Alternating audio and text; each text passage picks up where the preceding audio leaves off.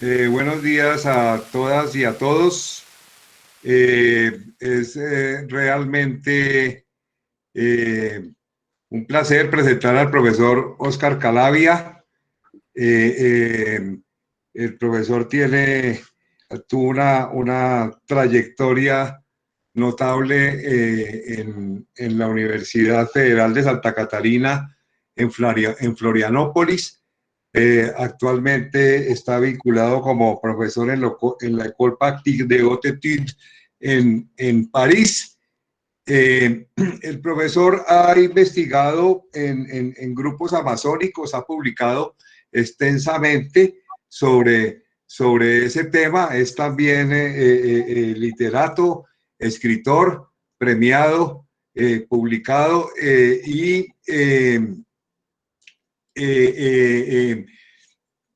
entre sus publicaciones se ocupa de los debates teóricos y del enfoque crítico de la antropología amazónica en general.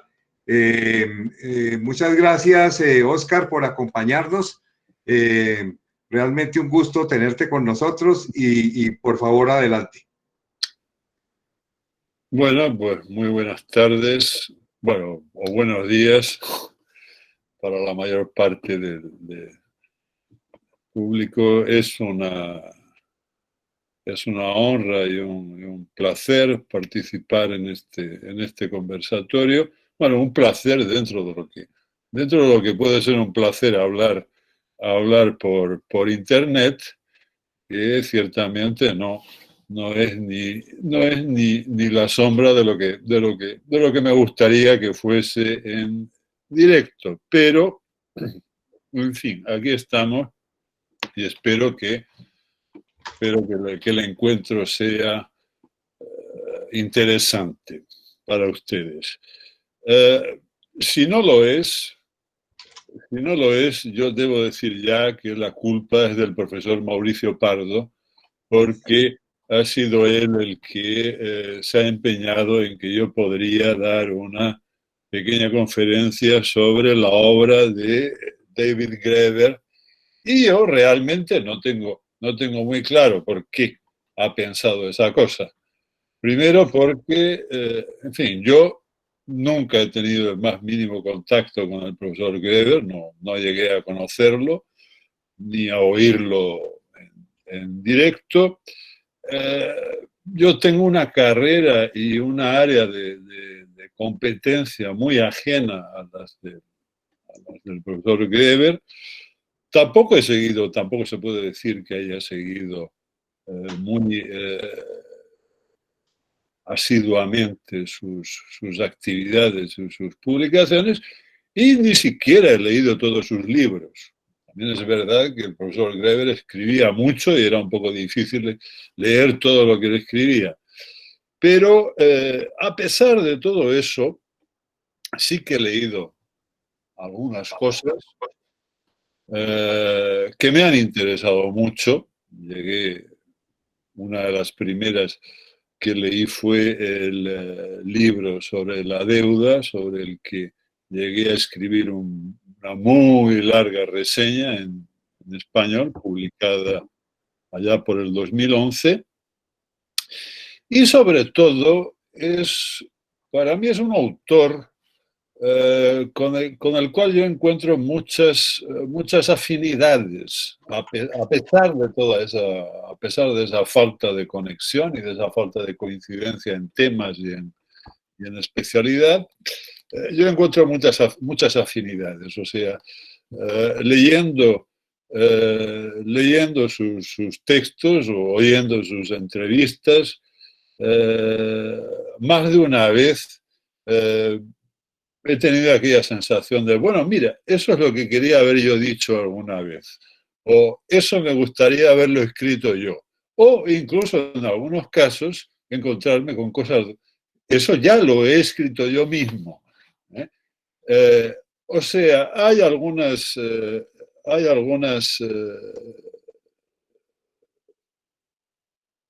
encuentros de ese tipo, muchos encuentros de ese tipo, que me hace pensar que si en la antropología como no solo como una ciencia, sino también como una actitud y una acción socialmente significativa, hay algún interés, si tenemos alguna cosa que hacer en este mundo fuera de la academia como antropólogos, debe ser casi seguramente algo parecido a eso que David Graeber proponía. Yo supongo que hay mucha gente que piensa eso y por eso ocurren este tipo de homenajes. Entonces, mi contribución personal aquí va a ser un poco paradójica, porque a mí lo que me gustaría hacer notar es que si Graeber nos gusta, es curiosamente porque reúne una serie de caracteres que en general yo diría que no nos gustan.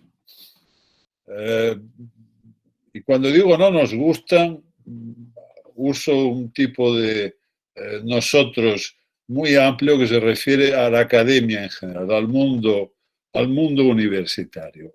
O sea, Graeber se ha hecho notable, entre otras cosas, porque tiene algunas características que son muy poco apreciadas en el mundo académico actual. Y no me refiero únicamente a la academia más conservadora y más tradicional, sino también a la academia más vanguardista y más progresista. O sea, Graeber no nos damos cuenta porque él es un anarquista era un anarquista de la vanguardia, pero tiene una serie de aspectos que muchos llamaríamos anticuados o conservadores o hasta retrógrados.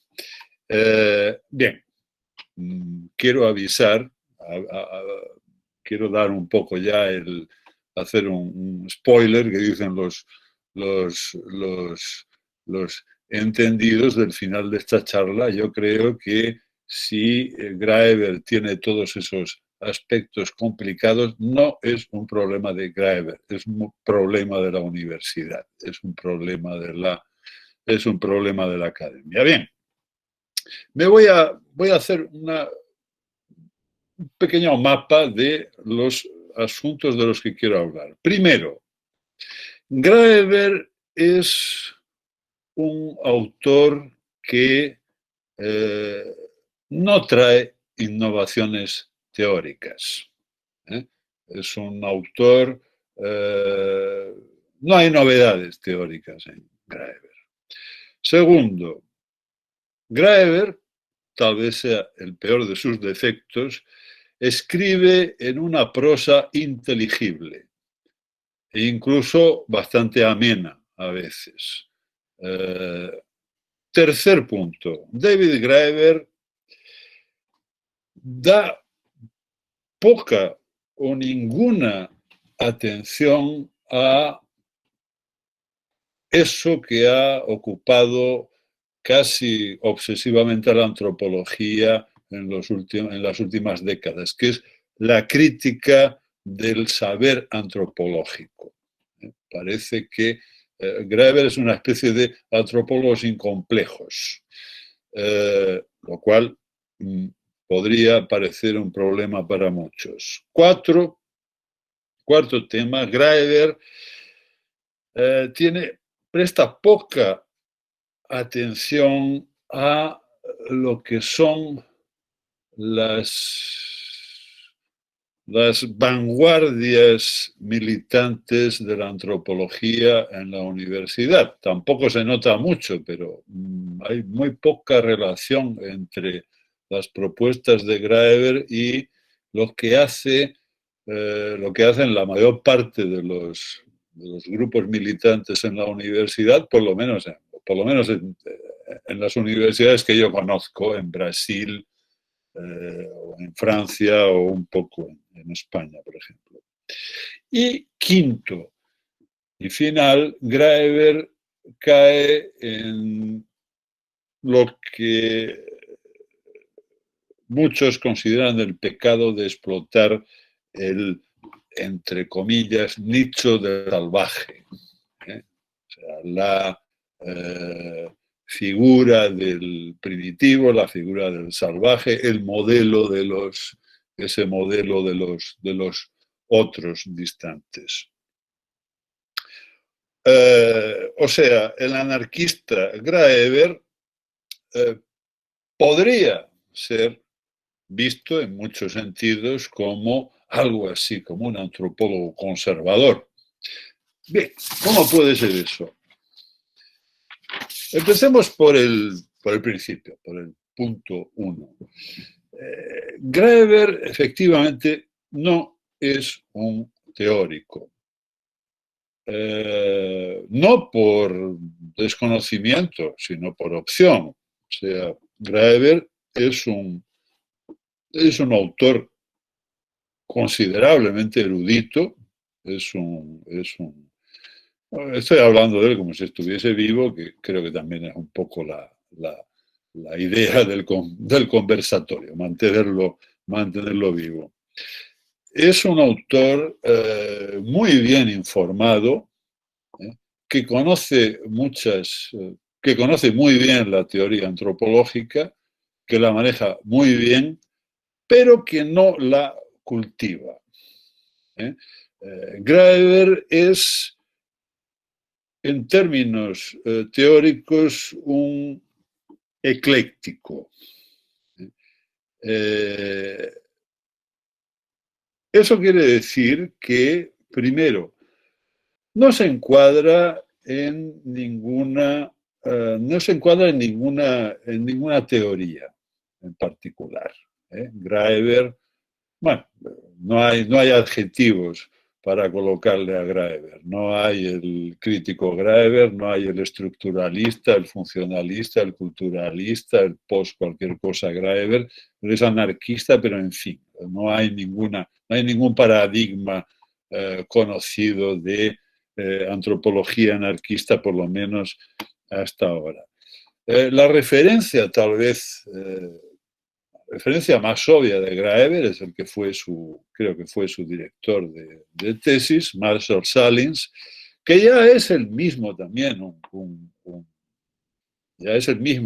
ecléctico. Salins es un autor que ha combinado sin mayores problemas una tradición culturalista americana bastante clásica con una especie de marxismo, con una especie de estructuralismo a la francesa. Cuando vemos los autores a los que Graeber acude con más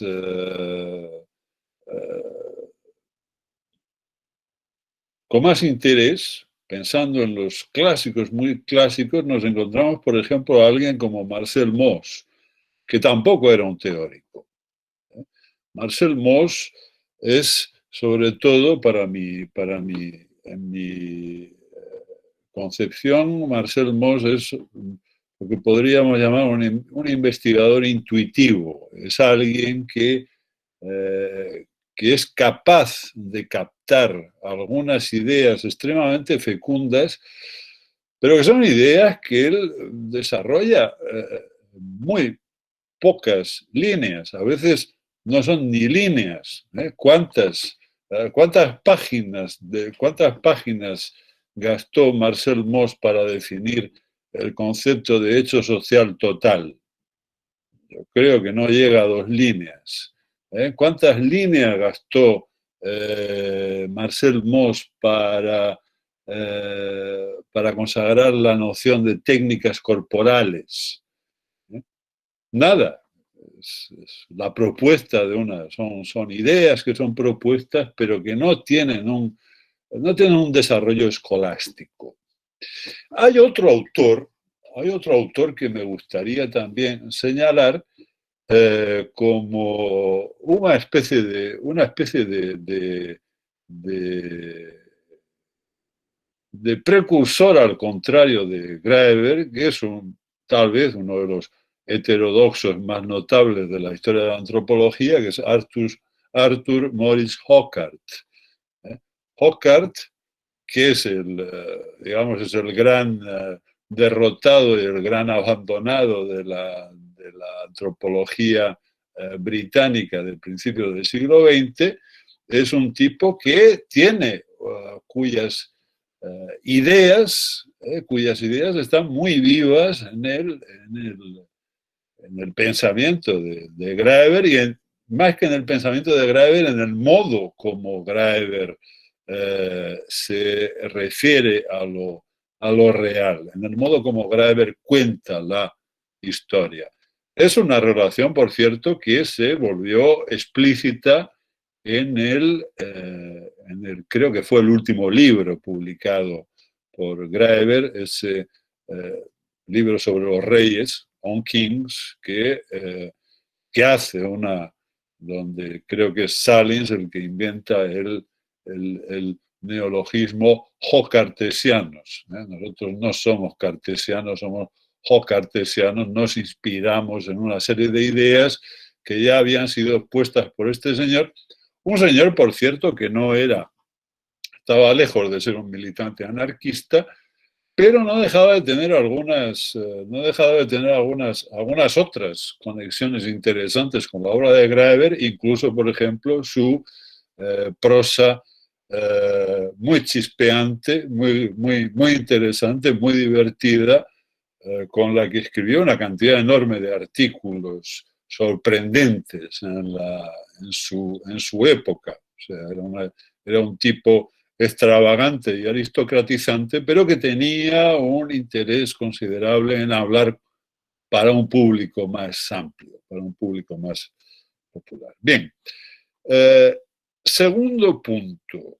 Graeber no es un teórico porque no se esfuerza en construir sistemas, no quiere construir sistemas. Eso no está tan mal visto. Tenemos una cierta, tenemos la antropología, tiene en fin, está ya escaldada de sistemas de pensamiento. Graeber no quiere demostrar, no quiere organizar, montar ninguna armazón, ninguna estructura teórica con sus trabajos, pero, tercer punto, Graeber tampoco hace lo que sí, que es extremadamente popular hoy en día, que es, digamos, acuñar conceptos que puedan cotizar en la bolsa de valores intelectuales, que es un poco, es el tipo de, diría, de codicia intelectual que mueve en buena parte esa especie de inflación teórica en la que vivimos, en el que es necesario, en el que es bueno crear nuevos, bueno, en el que se ha de algún modo dictado lo que podríamos llamar la obsolescencia programada de los conceptos antropológicos para constantemente sustituirlos por otros con los que podamos hacer todo nuestro pequeño capital académico y cultural. Graeber no hace eso, porque los términos que ha llegado a acuñar, pienso, por ejemplo, en uno de los más interesantes, que es el famoso trabajo de mierda, son términos que no están comoditizados. No me imagino yo un texto académico donde hable de trabajo de mierda y después paréntesis Graeber 2015. No es un concepto El trabajo de mierda es un poco como la técnica corporal o el hecho social total de Moss, algo que se capta, digamos, de una manera intuitiva y que sirve de repente para ordenar y para percibir una serie de cosas en nuestro entorno. Entonces, si Graeber conoce bien la teoría, domina bien la teoría, pero no la pone en evidencia, es fundamentalmente porque entiende que su trabajo como autor es ofrecer buenas descripciones y ofrecer buenos relatos. Es decir, la teoría es instrumental, la teoría no es el objetivo. Y eso para muchos críticos podría equivaler a esa cosa tan fea que sería el objetivismo.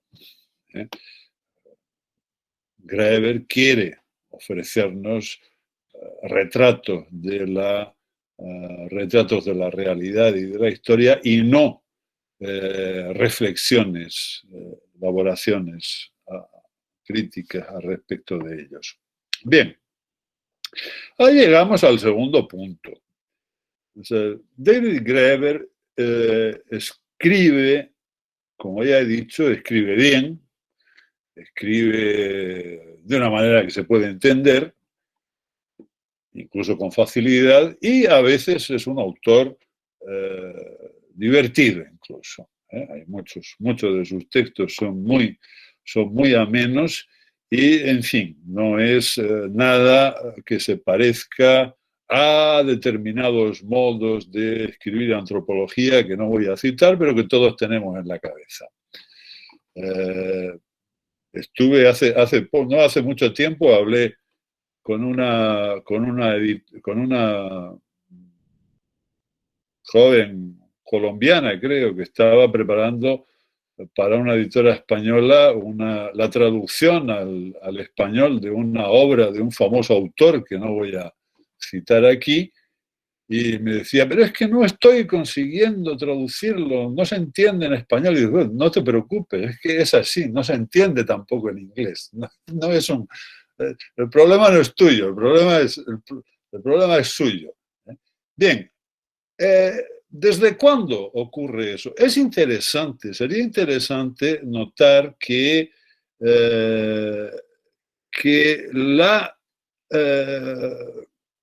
oscuridad, el carácter hermético de los textos de la antropología es una innovación relativamente reciente. Perdón, que voy a encender la luz. O sea, aquí en Francia ya se está acabando la época de las luces ya. Hasta aproximadamente los años, yo diría que hasta aproximadamente los mediados del siglo pasado, del siglo XX, los autores de la antropología escribían para el público. No solamente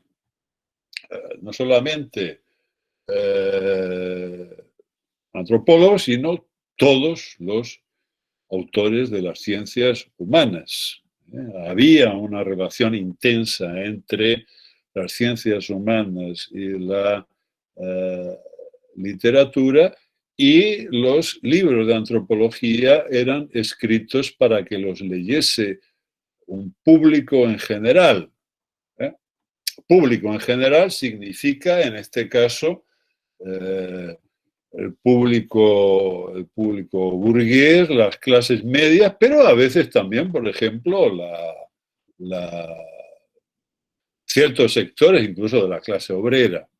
Yo tengo por ahí un libraco de una edición de 1916, creo que era de Westermarck, que está editado por una editora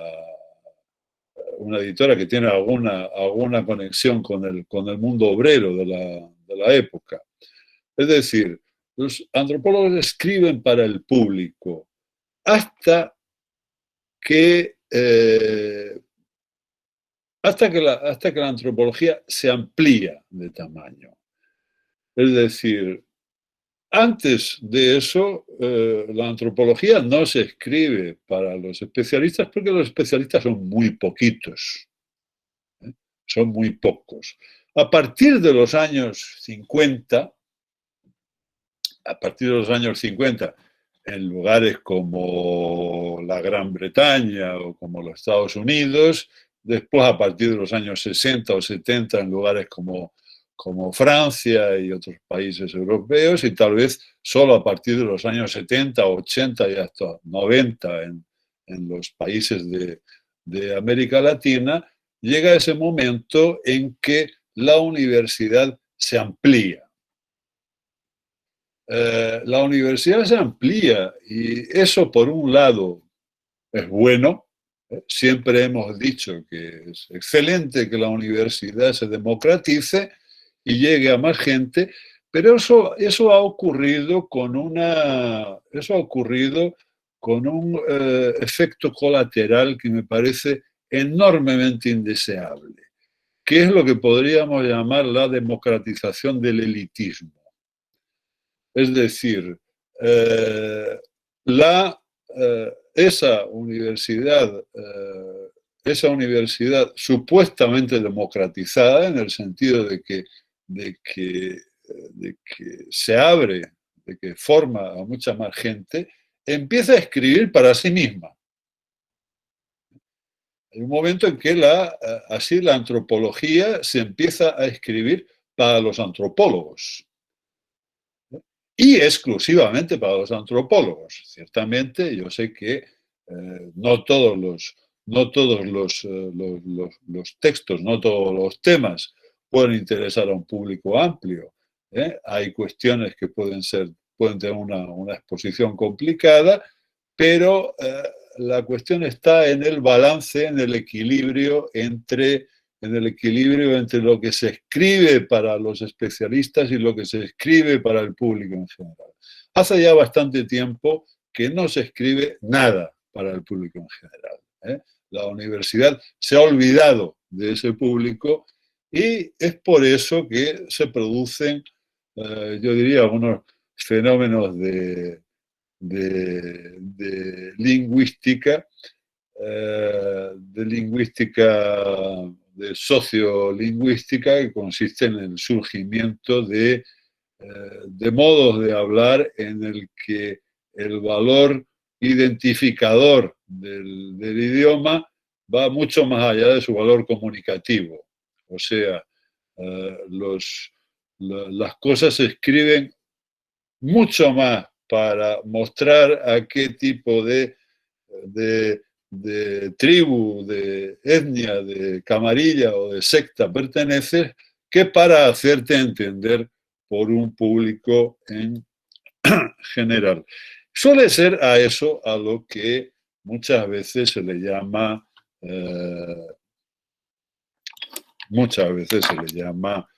innovación teórica, no necesariamente. El caso es que David Graeber es la prueba de que eso no era inevitable, de que eso no era inevitable y de que cuando la antropología decide empezar a hablar para un público más amplio, la antropología encuentra un público. O sea, nosotros tenemos tenemos algo que contar y tenemos algo que contar para un público bastante más amplio que el público de nuestro departamento. Además, la obra de Graeber nos obliga de algún modo a preguntarnos lo siguiente: si no hablamos para un público, ¿hablamos para quién? ¿A quién queremos convencer con nuestro discurso si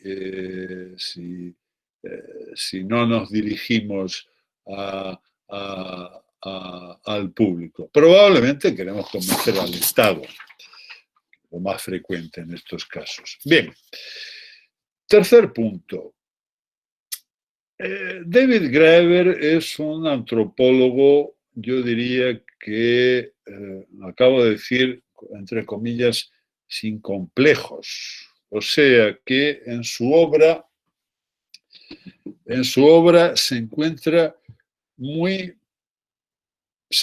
poca referencia, y yo creo que no hay un verdadero interés en toda esa crítica, toda esa autocrítica de la antropología desarrollada pues desde los años 70 y sobre todo desde los años 80. O sea, podemos recorrer sus obras que no vamos a encontrar, no lo vamos a ver muchas veces hablando de la antropología como un instrumento del colonialismo, ni lo vamos a encontrar hablando preocupándose por el discurso monológico de la antropología, por la antropología como un saber sobre los otros, ni lo vamos a encontrar preocupado por todas esas cuestiones de la usurpación de la palabra del otro, de la usurpación del lugar de habla, de locución del otro, etcétera, etcétera, etcétera. En suma, parece que es un antropólogo un poco inmune a la preocupación, a esa preocupación crítica que ha sido que ha estado tan presente y que ha sido tan casi obsesiva en la antropología de los últimos 30 años o 40 años, no sé, muchos años ya. ¿Qué quiere decir eso? Supongo que eso, yo no sé si alguien se ha referido a eso alguna vez, pero aparentemente a Graeber no le hace, todo eso no le hace ni cosquillas. Es más, por ejemplo, en el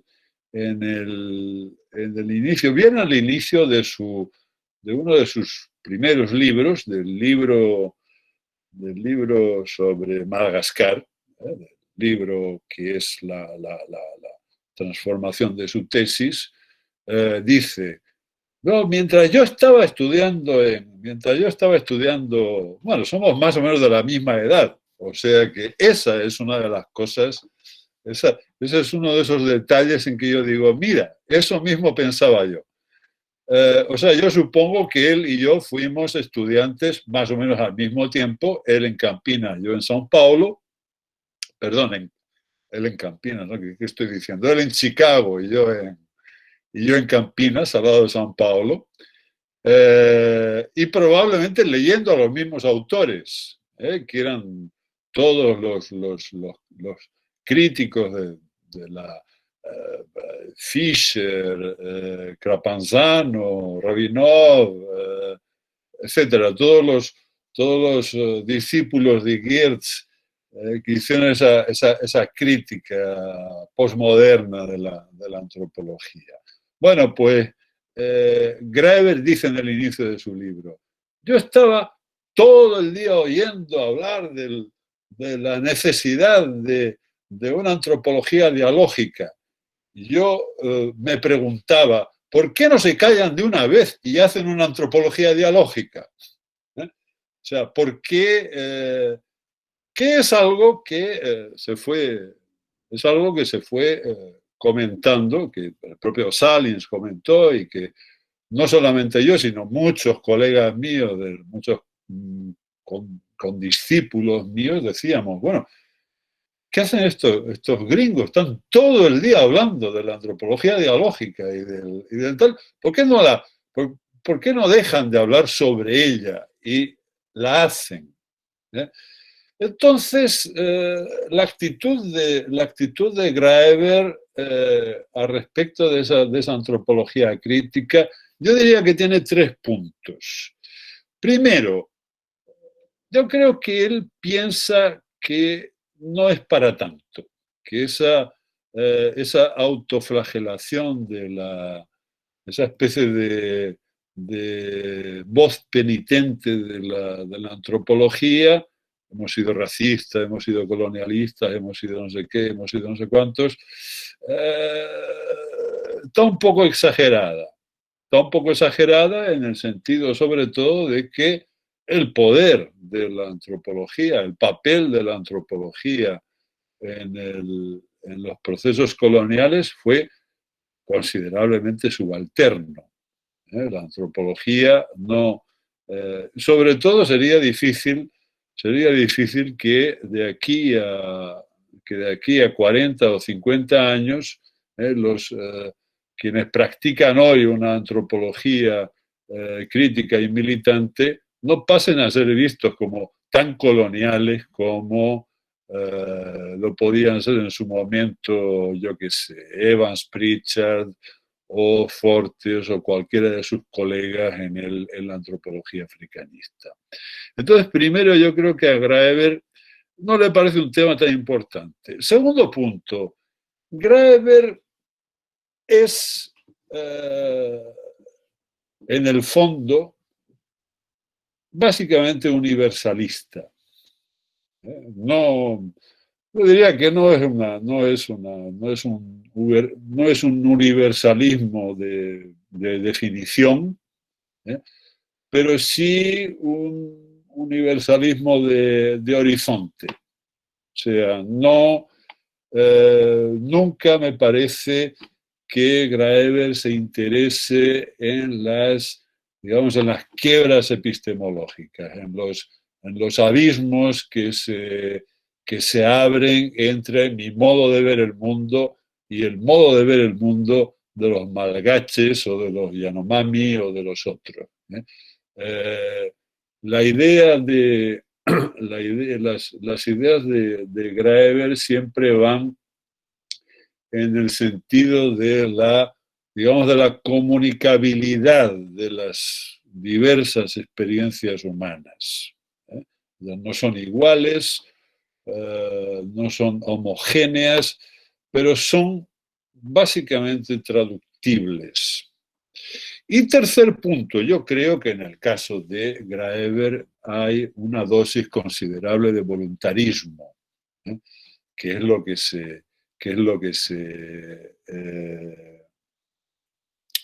se denota en aquel texto que acabo de citar, que está bien al inicio de su libro sobre Betafo.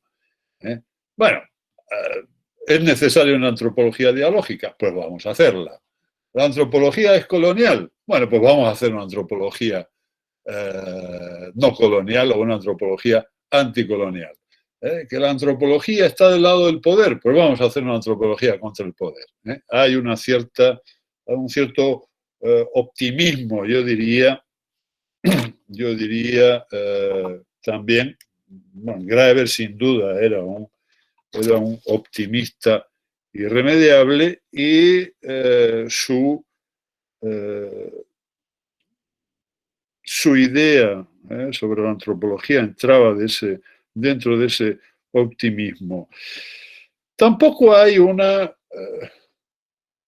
Graeber, de cualquier modo, y eso es interesante, a pesar de ser un luchador y un vanguardista y todo esto, y un anarquista, es curiosamente un hombre muy de consenso. No es un polemista y no es un personaje, no es un sujeto de confrontación. Entonces, él ha dejado un poco de lado todas esas líneas críticas, pero ciertamente tampoco las ha atacado. Y quién sabe, sería interesante ya a estas alturas hacer que empezásemos a pensar en una crítica de la antropología, en el sentido para ver hasta qué punto toda esa discusión epistemológica interminable no se reduce a un embate entre digamos, la antropología estadounidense y la europea con la latinoamericana y la de la India como terceros en disputa, o hasta qué punto no se trata no se trata fundamentalmente de una lucha departamental donde todo ese discurso autocrítico de la antropología es más bien un modo es más bien una herramienta de prestigio ético que tiende a suplantar al conocimiento antropológico y a la investigación antropológica propiamente dicha. El caso es que Graeber considera que la antropología sabe algo. El saber antropológico existe. El saber antropológico tiene un valor objetivo y el saber antropológico tiene un valor para la rebelión. Hay algún texto donde él dice que los profesionales de antropología son los depositarios de un tesoro de posibilidades humanas. O sea, todo ese acervo, toda esa acumulación de datos y de historias sobre los más diversos pueblos de la humanidad no se reduce a un museo de curiosidades, sino que tiene un valor utópico, que tiene un valor de alternativa para nosotros hoy mismo. Bueno, punto cuarto. La poca relación entre esa vanguardia de Graeber y la mayor parte de las vanguardias existentes en la academia. Bien, cuando yo he dicho que Graeber no es un teórico, eso tiene el resultado, no sé si colateral o directo, de que Graeber tampoco es un sectario. Y el problema es que hay una relación muy intensa entre, digamos, ¿cómo diríamos? Los grupos, las tribus académicas, teóricas y entre las guerras académicas, las guerras intelectuales y las guerras entre grupos en la política y fundamentalmente en la política de la izquierda. La izquierda ha sido, infelizmente para ella y para todos, un sector del espectro político muy tendente al sectarismo. Y eso no es por analogía con el mundo académico, sino por identificación con el mundo académico. La academia está, y eso lo dice en su libro, en uno de sus libros más conocidos, aquel Fragmentos de Antropología Anarquista, creo que se titula, dice exactamente eso. El problema de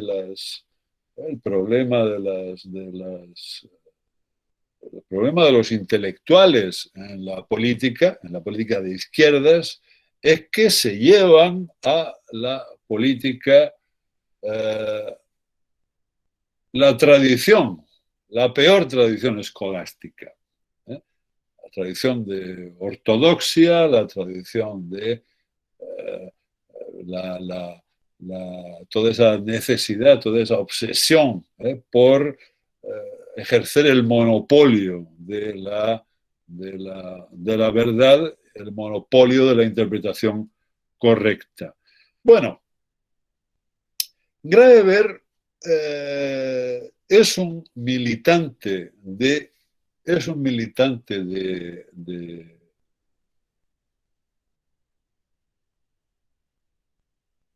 en la universidad y fuera de la universidad, pero como acabo de decir, es una figura fundamentalmente de consenso. Yo no he visto, en todos los textos de Graeber que he visto, no he visto jamás una polémica afilada con alguien. Hay respuestas, hay exposiciones, pero Graeber no tiene lo que en España llamarían mala leche.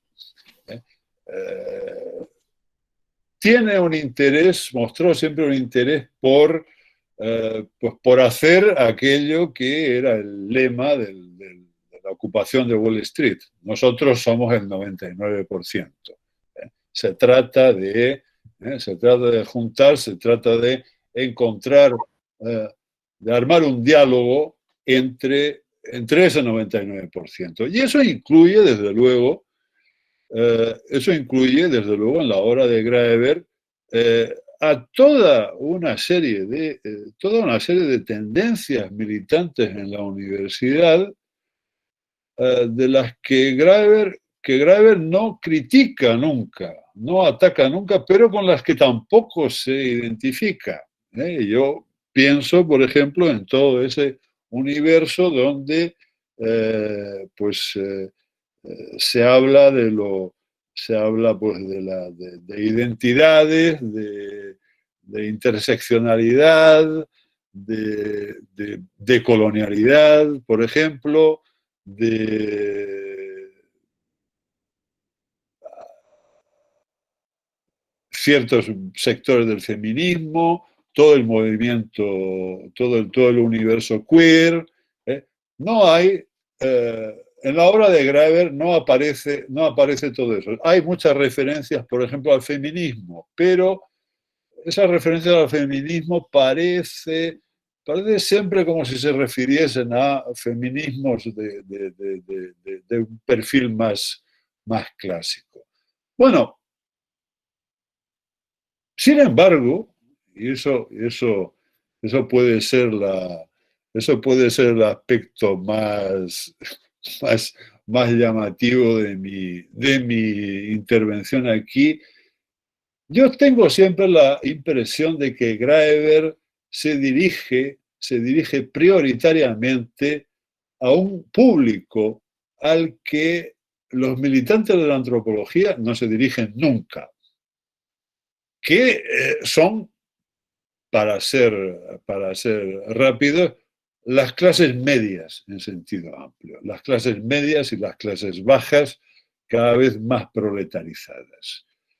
Graeber, en suma, parece ser un militante que con un perfil casi opuesto a lo que es la militancia antropológica en general. O sea, buena parte de la militancia antropológica que yo he conocido ha sido militancia antropológica junto a pueblos o a etnias a las que no se pertenece. Claro, estoy pensando sobre todo en Brasil y en todos mis colegas que trabajan por los derechos indígenas. Son personas de la clase media, universitaria, que se interesan por la lucha de los indígenas por sus tierras o por su tradición, por su autonomía política. Graeber es alguien que se dirige sobre todo a todo ese enorme bloque de población que para ser directos es el que ha acabado votando por Trump en Estados Unidos, el que ha acabado votando por Bolsonaro en Brasil. O sea, Graeber habla sobre todo para el antiguo proletariado que poco a poco ha sido, yo diría que ha ido siendo abandonado por la izquierda, y que poco a poco se ha ido asimilando, se ha ido acercando a ideologías de carácter más o menos populista, tirando a fascista. ¿eh? Lo dice, lo dice Graeber en un vídeo que vi alguna vez por ahí, dice, bueno, ¿qué es lo que vemos? Cada vez, dice, la izquierda que tenemos, de la que disponemos, no da respuestas a la gente. Cuando hay crisis, eso es un dato interesante, cuando hay crisis, quien suele catalizar el descontento hoy por hoy es la derecha. No la derecha, es la ultraderecha. El descontento ante las crisis, no solamente en Europa, sino ya se ha visto en Estados Unidos y en América Latina y en la India, el descontento causado por las crisis de todo tipo suele canalizarse hacia hacia la ultraderecha desde hace ya un buen tiempo. La izquierda, esa izquierda en la que Graeber piensa militar, esa izquierda radical en la que Graeber piensa militar, ha abandonado de algún modo a todo ese personal que compone al final la mayor parte de los votantes. La mayor parte del electorado, la mayor parte del pueblo, donde todavía hay mucha gente, él añade, hay mucha gente que sigue votando a la izquierda, pero es por convicción, por tradición familiar, por fidelidad a unas banderas que no todos tienen, pero no hay un discurso, una serie de ideas, de propuestas, de imágenes que puedan movilizar esa gente y su descontento ante lo que pasa. Bien, ya son las 5:02, voy a ir acelerando. Entonces vamos al quinto y último punto de las curiosidades de Graeber. Autores como él, y yo pienso en ese caso no solamente Graeber, sino por citar otro autor muy conocido, muy diferente, pero muy conocido también, y una línea paralela, de algún modo, Viveros de Castro, suelen ser acusados de, digamos, de explotar ese nicho del salvaje, ese nicho del primitivo, ese nicho del otro radical. O sea, son acusados en último término de rusonianismo, de seguir viviendo y de seguir proponiendo políticas a base de la idea ya no necesariamente del buen salvaje, pero no, del salvaje sin más, de alguien que está muy lejos de experiencias de vida en pueblos, muy lejos de la civilización global, capitalista, etcétera, etcétera, etcétera. Bien.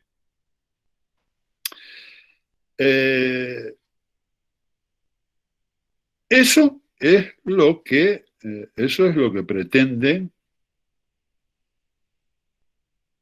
Eso es lo que pretenden en realidad lo que pretendemos en realidad todos los antropólogos que tenemos algún interés por pequeño que sea, en la acción política.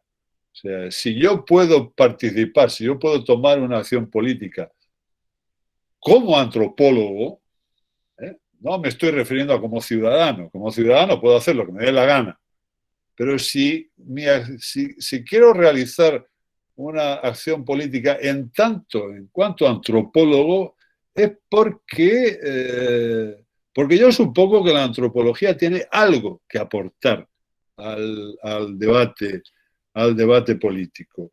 Y hay un buen sector de la izquierda en la academia que considera que es muy contrario, es muy crítico con esa idea.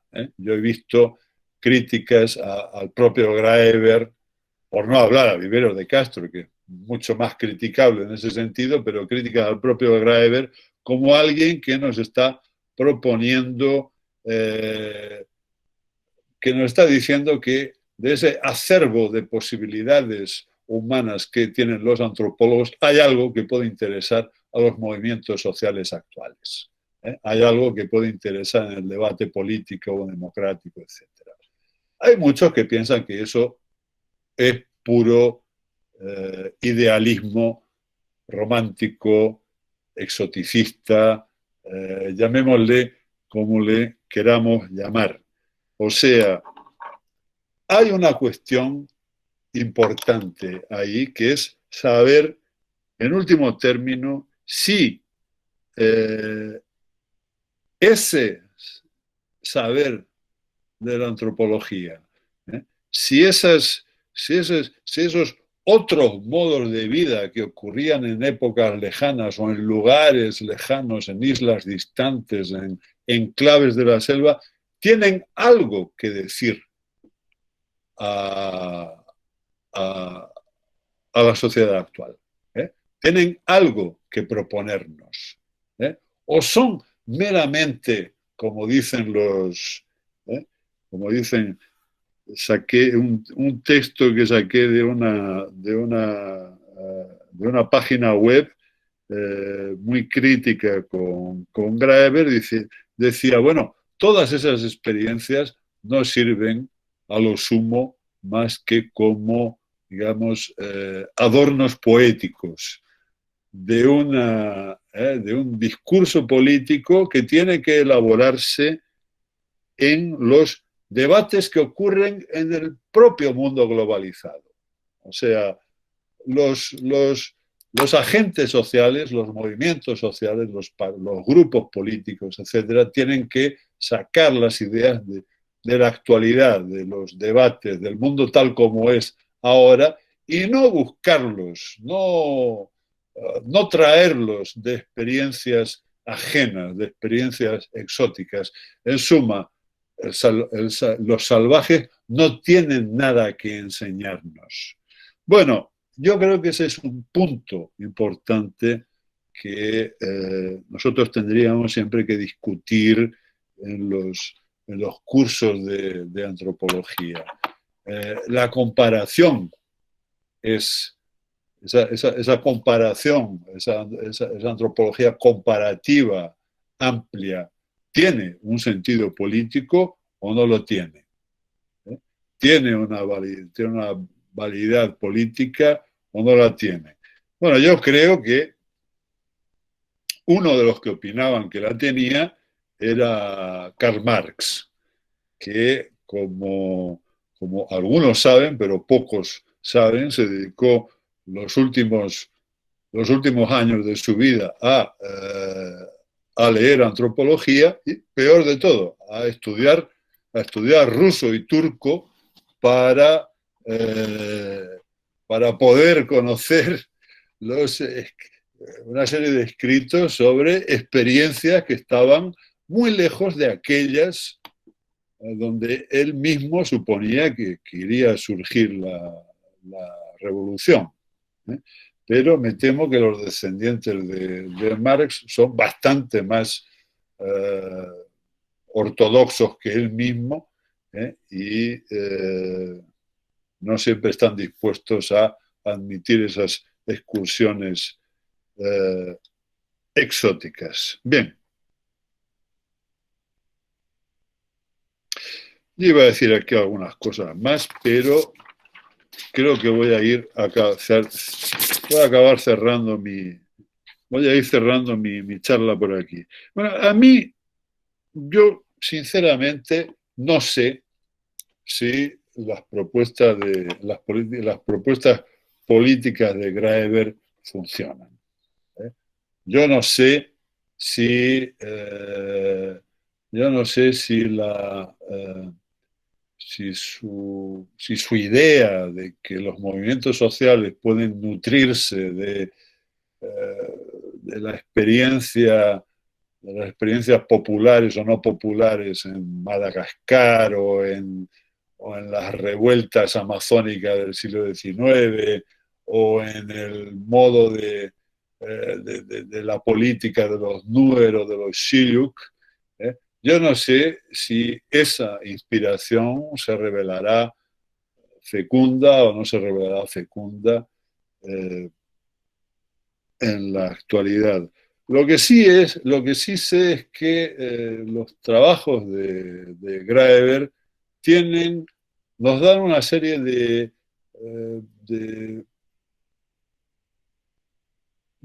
visiones súbitas de lo que, de ese modo inmensamente exótico de vida, inmensamente extraño, inmensamente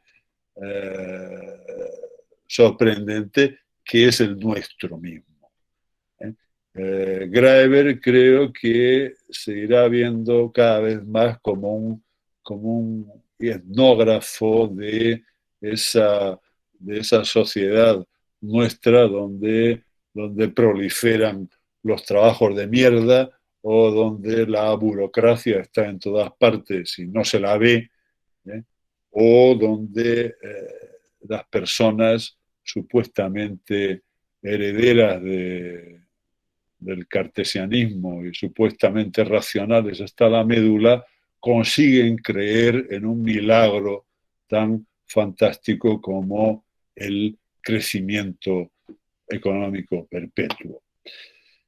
Creo que Graeber es alguien que debería hacernos pensar a nosotros y a todo nuestro público mucho sobre estas cosas. Bien, ya he hablado bastante, gracias por la paciencia y era eso. Muchísimas gracias al profesor Óscar Calavia. Qué agradable escucharlo y escuchar estos 5 puntos para discutir acerca de la obra de Graeber. Entonces, amigas, amigos, de nuevo saludándolos, tenemos harta gente de distintos lugares acá en Colombia y otras personas en otros países, entonces abrimos el micrófono para sus preguntas, para sus intervenciones. ¿Se puede fumar en esta sala? En esta sala se puede fumar, se puede comer, entonces estamos en un diálogo acá con el profesor Calavia. Muy interesantes los puntos que ha señalado. O sea, me parece que todos 5 son supremamente importantes. Por un lado, obviamente, para tener un acercamiento a la obra de Graeber, pero sobre todo, y este es el sentido del asunto, como para pensar la antropología que estamos haciendo y la que vamos a hacer. Creo que el profesor Calavia ha señalado una serie, es muy puntilloso y son un poco de lugares críticos de la antropología contemporánea, de los cuales también habíamos hablado en la sesión pasada, aunque centrados un poco más en la antropología colombiana, y creo que ahí están, es decir, es necesario, mientras se animan, claro que puede Mauricio, pero voy a repasarlos para volver un poco sobre ellos. Es necesario, eso lo decíamos la vez pasada, la jeringonza o la inflación del lenguaje en antropología, porque, digamos, si uno de los peores problemas que puede tener Graeber es que tiene una prosa inteligible, y me parece impresionante que eso se nos vuelva un problema, y efectivamente estoy de acuerdo con el profesor Calavia. Por otra parte, es necesario armarnos cada uno de nosotros en nuestro trabajo una armazón teórica, ¿sabes?, lleno de conceptos que se relacionan unos con otros y que se comprenden mutuamente. Es necesaria esa atención crítica al saber antropológico, es decir, estarnos dando golpes en la espalda por colonialistas, por androcéntricos, por todos los problemas que tiene la antropología. También esa poca atención a las vanguardias militantes y finalmente esa cosa del trabajo comparativo que explota el nicho del salvaje. Entonces, Mauricio Pardo, y acá pongan porfa ¿Quién pide la palabra? ¿Quién pide la palabra? ¿Va Mauricio Pardo? ¿Después va quién? ¿Julieta? Listo. A ver, Mauricio. Bueno, solo para ir como calentando el ambiente. Oscar, tú dices que Graeber no es particularmente un teórico. Sin embargo, tal vez él, digamos, no sea el gran revolucionario teórico, pero sí me parece que se vincula con algunas discusiones importantes de la antropología que incluso parecerían fuera de moda. Por ejemplo, algo que yo sé que tú conoces bien, sobre la deuda, ¿cierto? La consideración de la deuda y que en últimas también tiene que ver con el valor, me parece que se vincula de una manera fresca a esa vieja polémica entre los formalistas y los sustantivistas, por la cual ya había tomado partido Salins y a la cual se va a sumar Graeber, pero que me parece que incluso tiene implicaciones en esa zona de sombra sobre el valor entre los comillas los primitivos, cualquier cosa que eso sea, y considerar a la deuda como ante todo como una obligación moral y como una instancia en que se manifiesta ya una especie de fetichismo del valor desde antes de la moneda. O sea, ¿cómo es, digamos, la esencia de la deuda la que va a engendrar el dinero y cómo, si se lleva a las últimas consecuencias, el postulado de Graeber incluso podría o cuestionar o complementar críticamente aquello de la circulación simple de Marx en el primer volumen del Capital, aquella ecuación manida y traída de mercancía, dinero, mercancía en la circulación simple frente a dinero, mercancía, dinero en la que llama Marx la circulación compleja. Eso no sería una discusión teórica, por un lado, y por otro lado, y lo digo en una frase, esa discusión sobre el origen de la realeza, del kingship con G, en la que se embarcan Salins y Graeber en su volumen, no es también tomar unos cabos sueltos en esas discusiones. En general, las discusiones antropológicas nunca se terminan, pero no hay allí también lo que podíamos considerar aportes teóricos. Bueno, ahí como para ir calentando los ánimos. Bueno, no sé si respondo ahora o... Como prefieras. ¿Quieres responderle a Mauricio y después a Julieta, o Julieta y ahí recoge los dos? Bueno, ¿qué habla Julieta entonces? Primero. Bueno, es igual. Bueno, debo confesar, bueno, muchas gracias, Oscar, por estos puntos tan propicios para debatir, porque por momentos quiero quemar ese hombre de paja, me dieron como ganas de ir corriendo con algo para bajarlo. Sentí que estabas construyendo adrede para producir un debate más sustancial, algo lo que en inglés se dice un straw man, ¿no? Como un hombre de paja, como para poder luego en realidad ir a la complejidad. Tengo varias preguntas, pero bueno, tampoco quiero spoilear mi propia charla porque justo son ejes que voy también a conversar. Pero sí, que planteaba Mauricio, quisiera continuar en esa misma línea, una pregunta más básica, más sencilla, creo que es hasta graeberiana en el punto. Si el trabajo de Graeber no es una innovación teórica, ¿qué sería entonces una innovación teórica en la antropología? Mi mentor siempre decía que la única y última innovación teórica que hubo en la antropología fue la distinción de Morgan entre sistemas descriptivos y clasificatorios, y que desde ahí en adelante no hemos hecho más que eso. Hasta Lévi-Strauss, que se considera el gran antropólogo del mundo, ha solamente, digamos, refuncionalizado esa distinción morganiana.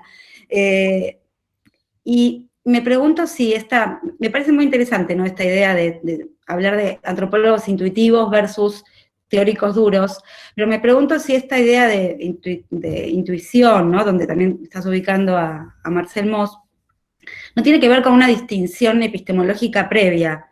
Y Graeber solía citar muchísimo a un filósofo inglés indio, Roy Bhaskar, que hablaba de realismo crítico, y que me parece que es, digamos, que es más esa visión que él tiene sobre la forma de construir conocimiento antropológico que la de Hockart, en mi comprensión. Y yo cierro mi comentario con esto, porque creo que es muy diferente si uno accede a la obra de Graeber a través de, por ejemplo, ciertos trabajos de divulgación o ciertos trabajos donde se mete con polémicas estas, ¿no?, muy, muy caras al sentido común, y especialmente al sentido común colonizado por la ultraderecha, que si uno se mete con una obra como, por ejemplo, la obra del valor, el libro del valor, donde ahí su referente además es Terry Turner, Terry Turner trabajó en Brasil, digamos. Yo pensé que ibas a quizá hablar un poco de la obra de Terence Turner con los Kayapó, que trabajó en Brasil, y que todo el gran desafío que se planteó Turner, que no lo pudo terminar de desarrollar, bueno, sigue vivo, pero Fajans también, es poder pensar en cómo llevar a Marx a la antropología de una forma distinta a como lo habían hecho los franceses, llevando a la antropología de, no la de Maurice Godelier, no la de toda la línea de Terré y todos esos autores, sino pensar, bueno, la ideología alemana, ¿qué podemos extraer de este Marx más dialéctico, etcétera? Y creo que se abren como dos Graeber distintos, ¿no?, si uno lee uno u otro. Y ahí me parece que hay una gran producción teórica en su intento de poder unificar Mauss con el planteo marxiano de Terry Turner para la antropología, porque es toda una vuelta que hace, ¿no? Bueno, cierro aquí porque puedo estar hablando de 8 horas y no voy a dar lugar a los demás. Bueno, mira, para empezar a decir que Julieta me ha pillado, porque el libro de la teoría del valor es uno de los que no he leído. Entonces, bueno, pero eso ya había dicho desde el principio. Yo diría varias cosas. Primero, uniendo los dos comentarios. Primero, yo creo que no deberíamos, no digo que tú lo hagas, pero no deberíamos jerarquizar, digamos, las obras más profesionales y las más divulgativas de Graeber. Me parece que las dos tienen los dos aspectos tienen la misma importancia. Primero porque yo creo que una disciplina como la antropología, que pone en cuestión la superioridad intelectual de la civilización occidental sobre los otros modos de vida, no debería caer en la trampa de considerar que la innovación es lo único que vale en la ciencia. Es decir, las ciencias humanas, yo no veo que las ciencias humanas tengan que ser necesariamente guiadas o necesariamente dirigidas hacia la innovación. Las ciencias humanas, para mi gusto, son una especie de ciencias de flujo continuo en las que los mismos debates tienen que ser establecidos una generación tras otra. O sea, en cierto sentido volvemos hoy mismo a cuando Mauricio se refiere, por ejemplo, a la diferencia entre los sustantivistas y los formalistas. en cierto sentido estamos retomando una discusión que ya aparece en Aristóteles, ¿eh? Entre la economía y la... ¿Cómo se llama lo otro? Se me ha ido la palabra. O sea, son debates que se repiten. Y si la antropología, en una definición que se hizo muy popular hace unas décadas, es un trabajo de introducción, perdón, es un trabajo de traducción, yo creo que uno de sus campos fundamentales debería ser precisamente el de la divulgación, en el sentido de traducir el trabajo de los especialistas de las ciencias humanas, ¿eh?, a los términos de la vida cotidiana de todo el mundo, ¿eh? O sea, mostrar qué es, mostrar, porque en la antropología se tiene, por el trabajo de campo, por esa referencia a lo actual, se tiene una relación más inmediata con la actualidad, con lo vivido, mostrar lo que toda esa teoría significa en términos de lo que se vive hoy día. Ahora, dicho todo eso, yo estoy de acuerdo, hay un trabajo importante, que teórico en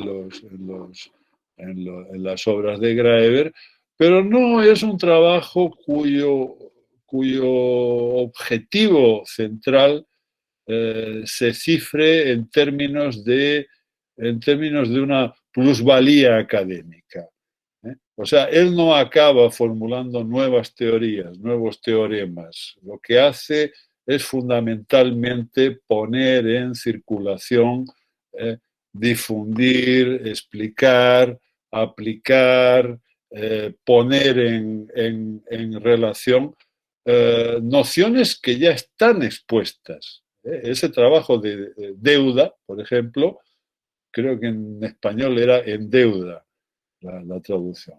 El trabajo de en deuda es un trabajo que en su mayor parte suena sobre todo a Polanyi.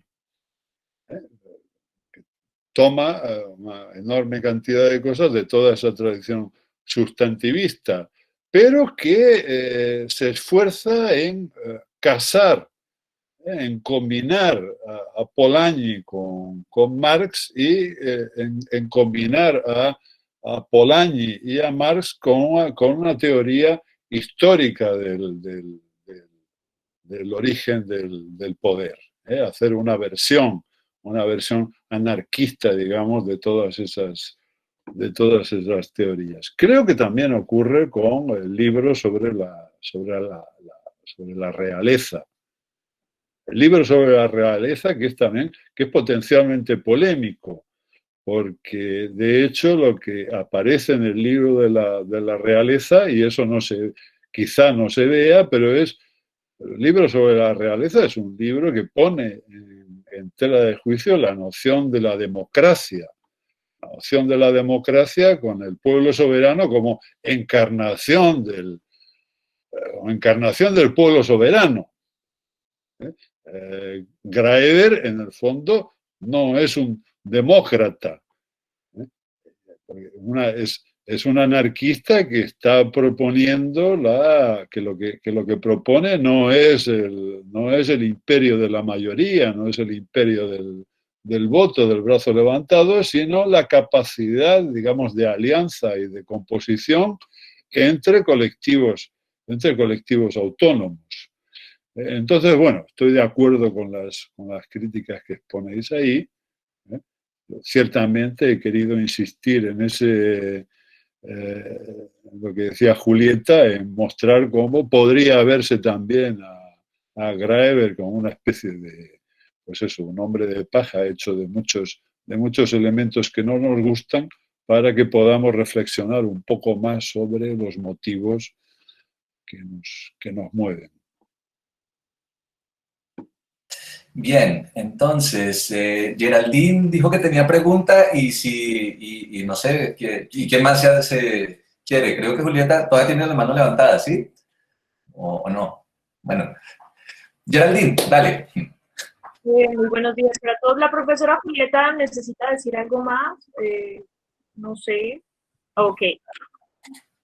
Porque si necesita decir algo más, bien pueda, tranquila. No hay ningún problema. Muy buenos días para todos. De primera mano agradecerle al profesor Oscar Calavia por estar aquí y agradecerle principalmente a la revista Virajes por invitarnos de modo estudiante. Perdón, qué nervios, qué pena. Yo quería hacerle una pequeña pregunta acerca de si en la actualidad considera usted, profesor Oscar, que desde las aulas, ya sea en América Latina, en Europa o en cualquier parte, se sigue incentivando o integrando el interés por la acción política desde el pensamiento antropológico. Esa es mi pequeña pregunta, profesor Oscar.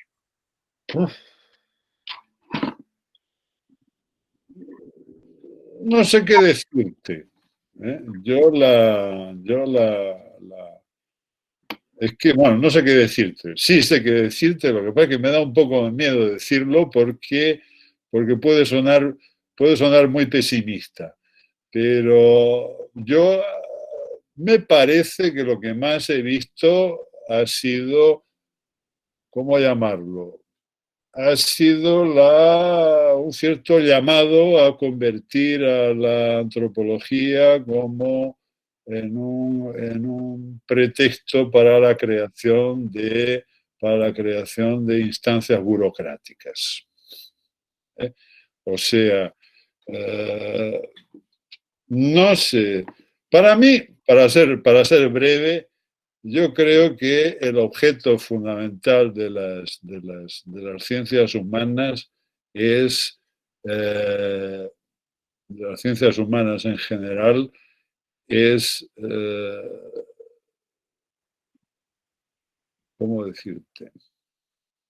Es ofrecer al público, y hablo de un público muy amplio, un bien de consumo, que es el conocimiento.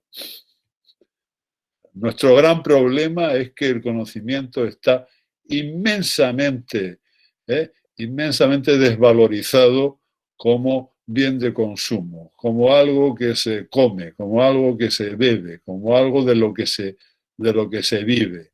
Tenemos un poco la idea de que el conocimiento es válido mientras sirva para una segunda o una tercera cosa. El conocimiento siempre tiene que ser instrumental. Y para mí eso es una de las características más detestables de la sociedad capitalista.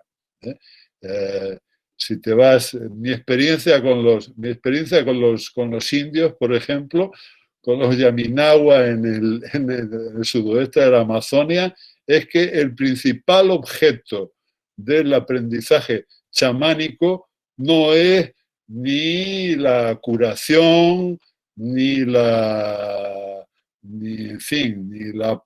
cosmopolítica, ni ninguna cosa de estas, sino simplemente que gusta. Que la gente quiere conocer, que es su deporte preferido, que es aquello que quieren hacer. El conocimiento ha pasado a ser un lujo de las clases altas cuando nuestras sociedades se han convertido en sociedades opresivas. Y por eso conocer ha pasado a ser un privilegio exclusivo de aquellos que dominan. Bien, ¿por qué estoy dando toda esa vuelta? Porque yo creo que el objetivo principal de las personas que se forman como antropólogos o antropólogas en la universidad tendría que ser ofrecer ese conocimiento a todo el mundo. A todo el mundo significa, por ejemplo, ser profesor en la enseñanza secundaria. Ser profesor yo que sé dónde. Yo creo que, bueno, hay muchas otras cosas que se pueden hacer, pero yo creo que nuestro objetivo fundamental sería ese, difundir un conocimiento. Y lo que en general, y yo creo que el objetivo principal que podemos, el objetivo político principal que podemos tener es eso, difundir ese conocimiento y difundir una capacidad de leer y de interpretar. De que las personas conozcan las claves, de que las personas estén más acostumbradas a leer y a interpretar las cosas que escuchan, lo que se les dice, lo que se les ofrece. Pero, desgraciadamente para mi gusto, en la universidad creo que se piensa que la militancia política de las personas que estudian antropología tiene que tener, digamos, una forma administrativa. Nosotros tenemos que crear secretarías de defensa de tal derecho, secretarías de protección de tal y cual tipo de población, delegaciones de esto, institutos de lo otro. A mí me parece, todo eso me parece todo muy bien. Pero me parece que ese tipo de trabajo los hace mucho mejor los abogados, los trabajadores sociales, los tal, que nosotros. Nosotros no tenemos una formación específica para administrar una burocracia. Entonces, la idea de que la antropología deba ser una buena formación para, digamos, militar dentro de la burocracia del Estado, me parece una mala idea con muy buenas intenciones. Muchísimas gracias, profesor Oscar. Gracias a ti, Geraldine. Bien, ¿quién más? ¿Quién más? Amigas, amigos.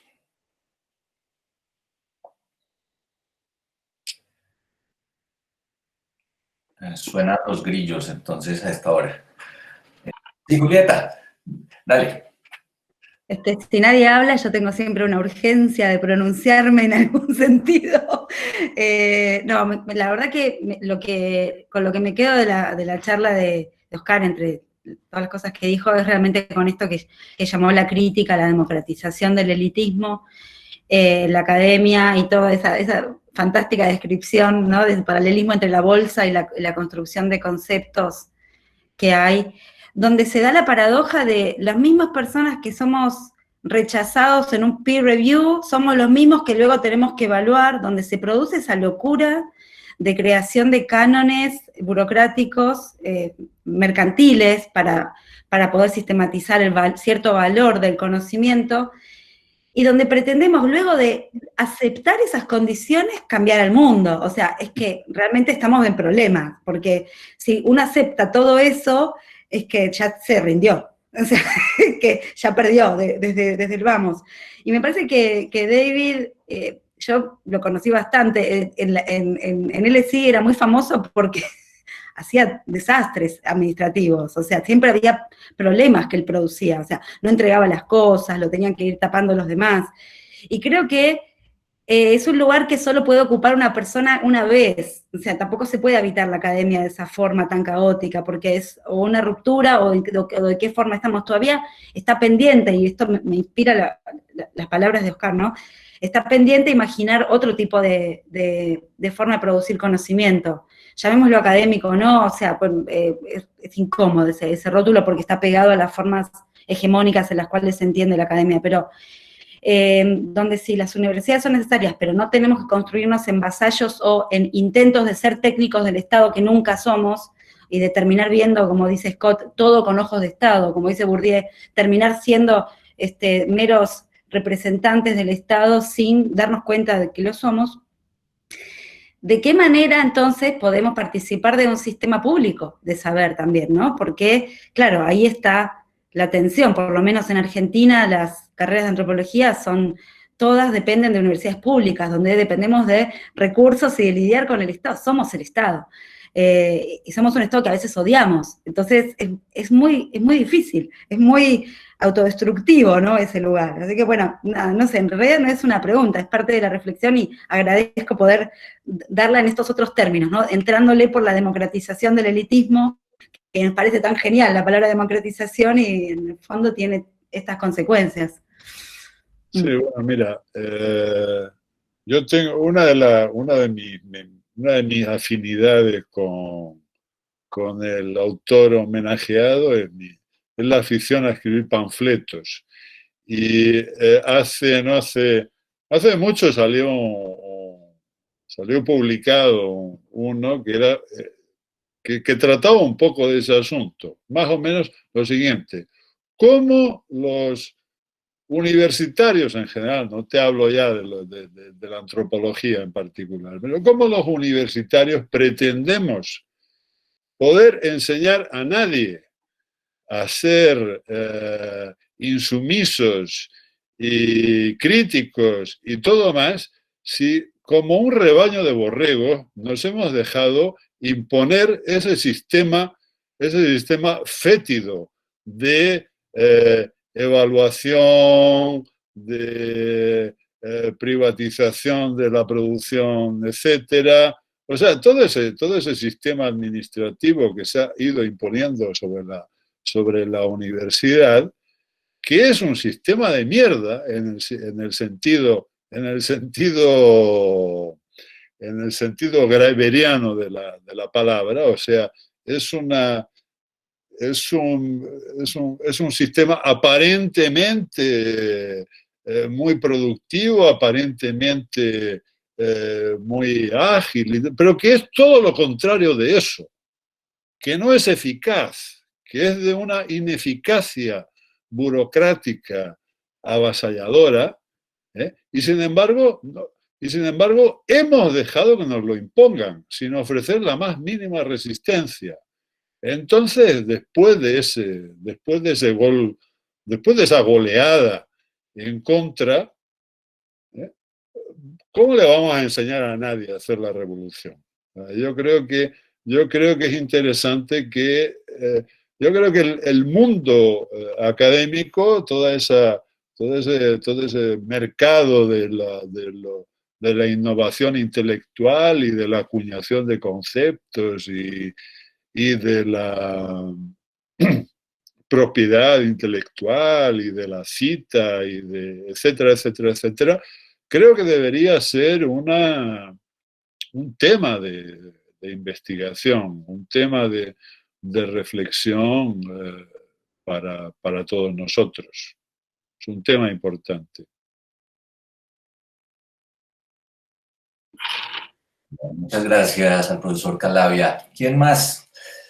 Ya, Julieta, qué chévere la conversación. Yo pensaba que duro esto, porque claro que queremos hacer buenas descripciones y ofrecer buenos relatos, pero la universidad se volvió el lugar para enseñar a hacer proyectos, y un proyecto nunca es un buen relato, pues, digamos, es una cosa toda fallida. Y después, obviamente, entramos con las revistas, esto lo organiza la revista Virajes, y nosotros sufrimos para poder publicar buenos relatos. Porque no se pueden publicar buenos relatos, porque los buenos relatos no pasan las evaluaciones, la cita adecuada, no tienen el formato, son demasiado largos. Nos decían a veces, pero ¿cómo va a publicar 40 páginas? Pero en etnografía, una buena etnografía necesita espacio. Bueno, ahí estamos, es como el juego, lo duro. Y bueno, y también encontrar lugares en donde no solamente convenzamos al Estado. A mí me gustó mucho esa parte de ¿a quién queremos convencer? ¿A quién queremos convencer? ¿Para qué diablos hacemos la antropología que hacemos? Y digamos, y qué gusto encontramos en eso también. Yo siento que esta idea del gusto, del placer de investigar, del placer de escribir, del placer de hacer antropología está en franco desuso. Y entonces parece que tiene que ser un sufrimiento constante con formatos, ¿no? La produciera de formatos, llenar formularios y aprobar. Amigas y amigos, ¿alguien más que pregunte o que comente? Y si no, vamos cerrando. Qué buena conversación, qué agradable haberlo escuchado a Oscar y a Julieta charlando y las preguntas de Mauricio y de Geraldine.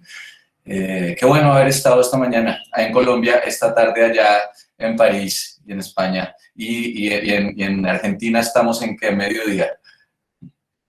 Bueno, entonces terminamos aquí. Muchas gracias para todas, para todos. Bueno.